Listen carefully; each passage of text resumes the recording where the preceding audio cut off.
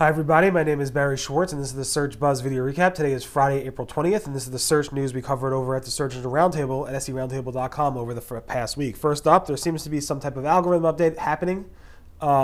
We covered it earlier this week on April 17th as it's starting to kick off, and I do believe it's starting to grow some strength, which is interesting.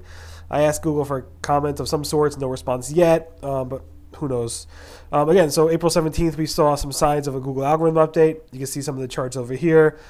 SEMrush, Rank Ranger, AccuRanker, they're all showing some signals. And then even 4 or so days later, I'm still seeing lots of chatter and fluctuations. I don't consider this at the Panda, Penguin, or Fred levels, but definitely there's definitely some people noticing some significant updates here. So people are saying even as of this morning, some of the gains they saw over the past week, over the past few days, have been reverted. So we'll see if this is some type of Google test or something like that, or Google won't comment or whatever it might be. But you can see, again, as it charts up as this morning, you see it's still showing signs of updates, as you can see over here. Any event, you can obviously check your rankings, make sure everything is good. Just keep improving your website. You're not going to be able to make any significant changes based on algorithm updates. Google said that you could be penalized again for not showing.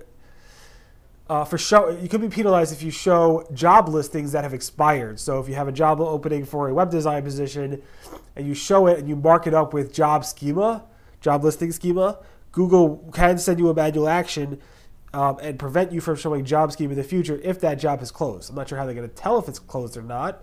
But in any event, the same type of concept as well. Google said jobs that are no longer open for applications must be expired in one of the following ways. Failure to take timely action on expired jobs may result in a manual action. So that's something you should guys keep note of. John Mueller said that you shouldn't go ahead and make sure your website is not mobile friendly just to try to stay out of being crawled with the mobile first indexing process. Some people are worried that when their site switches to mobile first indexing, that it will go ahead and result in their rankings to change. And because of that, they're intentionally making sure that their mobile site is not mobile friendly. This way, Google will not index it using the mobile friendly indexing process. John Mueller said that's a bad idea. Purposely keeping a bad mobile site sounds like a bad strategy to me. When others are making their sites better, not making changes doesn't keep your site competitive. That's how John Mueller responded. It's very interesting to see people doing that. Sounds like a bad idea to me too. Google said the mobile first indexing switch, the trigger to actually switch a site from desktop first indexing to mobile first indexing, has nothing to do with the search volume data around your website. So if your site's getting 80% of its traffic coming from mobile queries, it's not going to go ahead and be any factor in Google saying I should switch the site over to a mobile first indexing process. It's based on technical. Is your site ready to be moved over to the mobile first indexing process? And if it is, Google will switch you over then, not based on search volume data. John Mueller said, no, it's not that case. It's not based on high mobile search volume.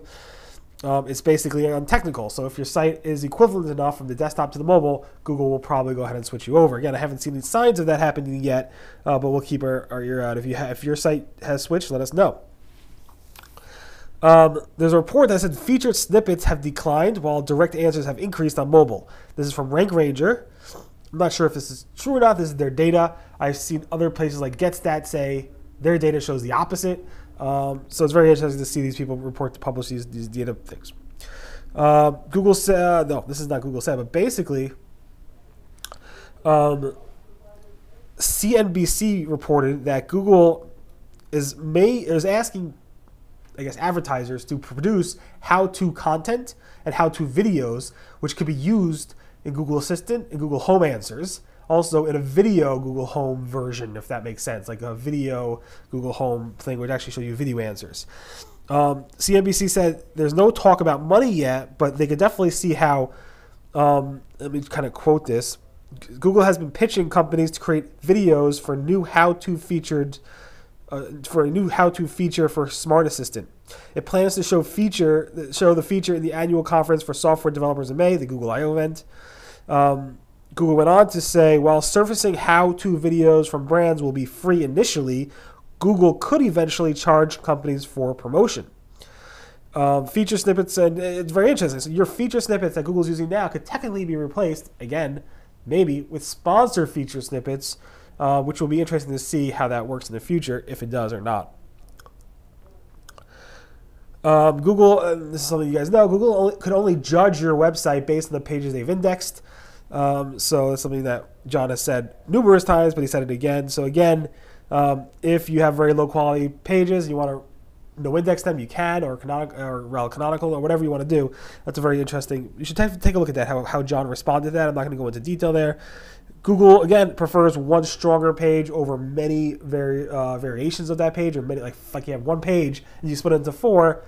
That used to be a strategy before Panda. After Panda, again, one stronger page. Again, John Mueller goes into detail there. You definitely should take a look at that.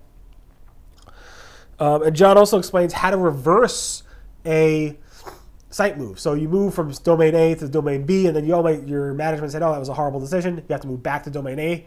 How do you handle that? And it's pretty much the same way you handle a site move, but the faster you do it, the shorter period of time that your site is on the new domain, the faster you move it back to the original domain, the better off you are, says John Mueller. And he also said good luck, meaning this is a really hard thing to do, and it's really not a good idea to make that move and go back if you have any control over it. Rank Ranger also came up with another study saying that the local pack shows typically, obviously, three results, but 2 of those results are really near you, and 1 is a little bit further to kind of offer diversity. It's an interesting study. I can't replicate this myself, but they've done like hundreds and hundreds of local pack queries and tested it and so forth. So definitely take a look at that if you're on the local search side. It's very interesting to see that type of study. Google My Business data for insights, the analytics in Google My Business, mysteriously is missing data on Friday the 13th. So last week, that data is gone. It's missing. We're not sure why it's gone. It might be a scary, spooky thing. We're not sure. And they're looking into it. And Google... This is interesting. So somebody shared with me a week ago or so that Google Assistant, instead of showing they asked what time is the weather, what's the weather, and Google Assistant said, I could give you a result from AccuWeather's app. We thought first it was an ad, but Google said, no, it's not an ad. It's basically the first party response wasn't working. It was offline. And they actually failed over to offering AccuWeather as an option. So it's pretty interesting. It's not an ad. It's just something that Google may do in some cases. And finally, I'd like to thank and honor, the search community likes to honor Peter Watson Wales, Tansy O'Brien, Todd Mintz, and Michael Churoff, as well as, and I can't pronounce his name, but he's a big personality in the community and very, very respected, Gianluca Forelli. I'm probably pronouncing that wrong, but you all know him. Anyway, thank you so much for everything you do in the community. Thanks for everything. And thanks for listening to the Search Bots video recap. That's the news we cover over at the Search Engine Roundtable, seroundtable.com over the past week. And today, again, is Friday, April 20th. I'll speak to you guys next week. Everyone have a great weekend, and I'll see you guys next. Bye.